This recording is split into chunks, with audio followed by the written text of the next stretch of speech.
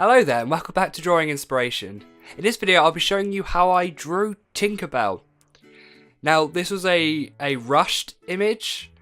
I had actually decided to draw something else, but that took a lot longer to do and I'm still in the first sketching stages. I really tried to push the boat out on that one. Intentional pun. But I'm excited to eventually show you what that would look like. But in the meantime, I'll show you a picture that I drew of Tinkerbell that's unrefined. Normally I draw things in my sketchbook first and then transfer it over onto PC by using my tablet. However, I didn't do it this time, I just went straight for it on the tablet, which is why things look a bit wonky. Eventually I sort them out thanks to the power of editing tools within digital art, which does help. However, the disconnection does not help, which is why I'm hoping to get a screen tablet eventually rather than just a pad tablet. But as you can see here, I've started the initial design stages, the refining stage, in order to put the basic structure down first. Later on obviously I'll do more refining, and actually for the first time ever I'll do some of the refining during the inking stage, which is something you shouldn't really do and something I don't normally do. I just had 2 hours in which to whack this image out, which took exactly 1 hour and 54 minutes. So yeah, that was cutting it fine. Anyway, I hope you enjoy the process of me drawing it, and I'll explain things as I go through it all.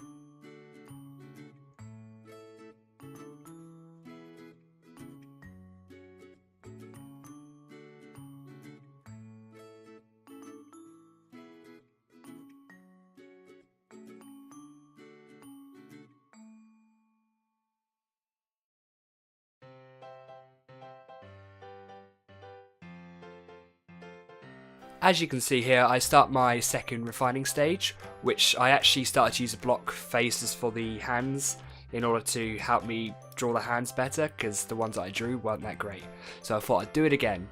But in this stage, I normally do the second layer of refining. I often do about 3 layers of refining before I do the inking stage. But this layer just helps me build a little bit more detail and sort out some of the things that don't look quite right.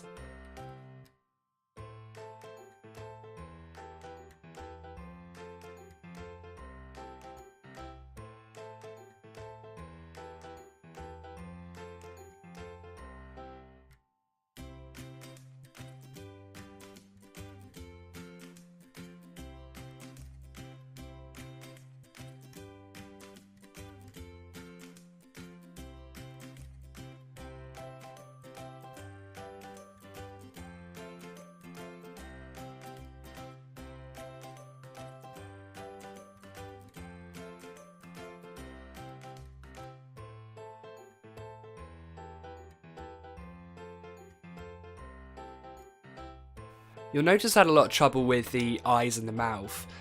For some reason, I have absolutely no idea why, Tinkerbell's mouth and eyes were a little bit more difficult than normal. I think it might be because of the angle of the head.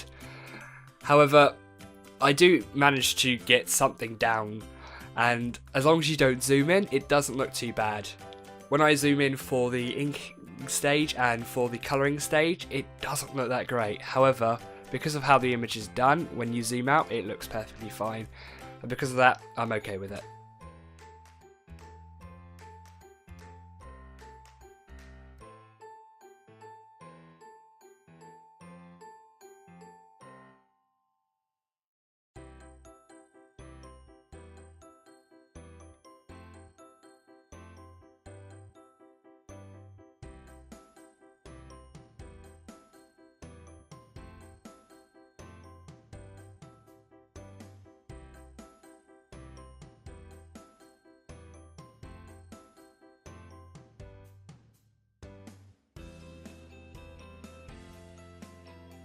Here I wasn't too happy with how long the legs were. I thought they were a little bit too stubby, so I ended up redoing the legs in order to fill them out a little bit more, make them longer to make it look a little bit more thin rather than like short and stocky, which obviously not a good look for a fairy.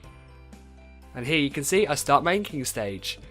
Now in this stage I did a little bit of refining, which I don't normally do. I sort of just go over the lines just to give a block ink. But here I thought things didn't look right, so I ended up redoing them with the ink in order to, for example, that part of the leg there, which you just saw there. But I was trying to get this all done as quickly as possible, and overall I'm quite impressed with how well it came out considering the time constraint, and the fact that I didn't have any time to practice or do any photo referencing. Other than for the colours, I had no photo reference.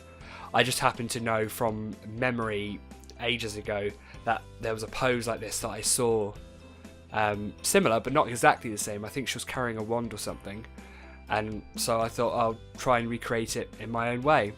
So I hope it's turned out alright, and it isn't exactly identical because of copyright infringement stuff.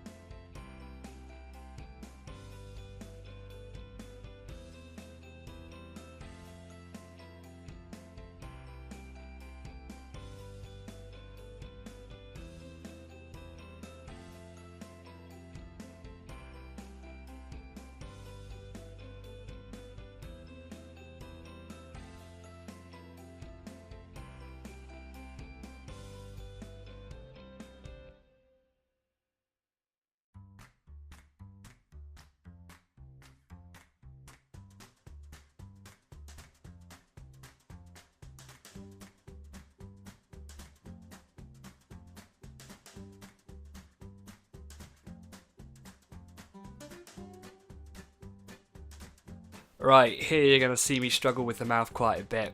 You'll notice I do things, redo them, take it away, edit, rub out, completely redo. Oh, it was an absolute nightmare.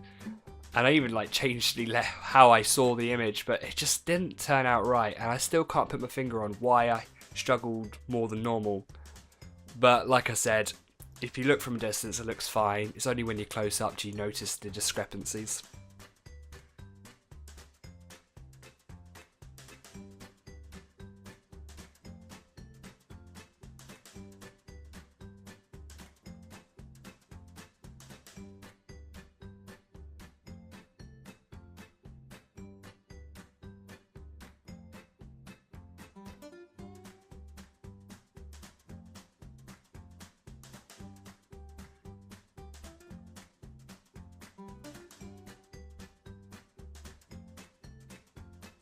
So at this part I start making my usual swatches. I didn't do my usual light and dark swatches, which I tend to do automatically.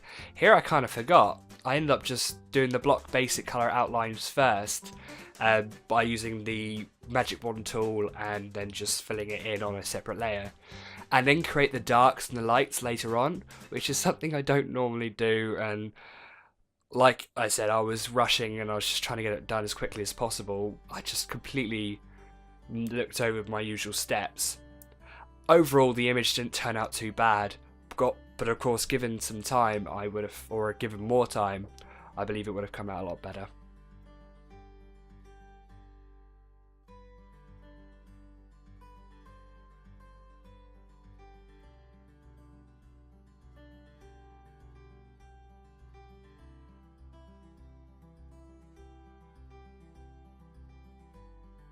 Here is where I create my light and dark swatches in order to create the shadow and the highlight effects on each individual part of the colour scheme.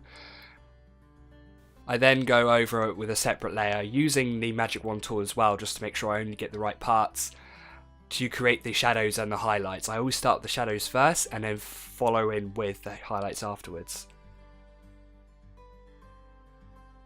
I always do my shadows and highlights in a similar basis to this by using the spray can tool on the side of my Clip Studio Paint here.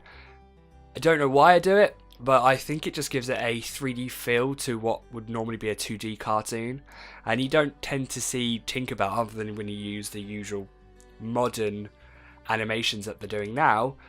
You don't normally see her as a 3D object, so to see her as a 3D object like this but still using this traditional 2D method, I think gives a nice aesthetic.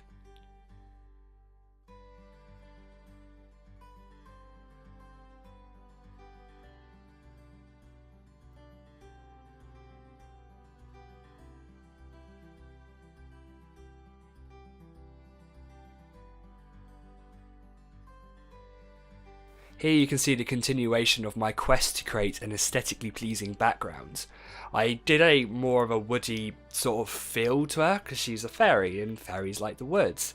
Now I know in Peter Pan there's some times I think she's flying in the normal world, I think, or on a ship or something, but for the most part I would imagine she'd be in the wooded area. And I'm still trying to sort out the whole creating a visually appealing piece. And as I work on that and I build up new areas of the image and create some awesome looking artwork as a result. Anyway, this is what the final piece actually looks like. I hope you guys like what you see. As you can tell, it was very rushed and not my best piece, but it's okay. I'm still learning. That's the whole point of this YouTube channel for me, is to inspire you and to see my progression as I grow in skills as a digital artist. And this brings us to the end of the video. If you liked it, please hit the like. Of course, give me any comments if you want me to do any other things, like if you prefer me to tell a story as I draw or something. You can watch my most recent video in the centre there, and if you click to the top left to subscribe. So don't forget to like the video, and I'll see you next time.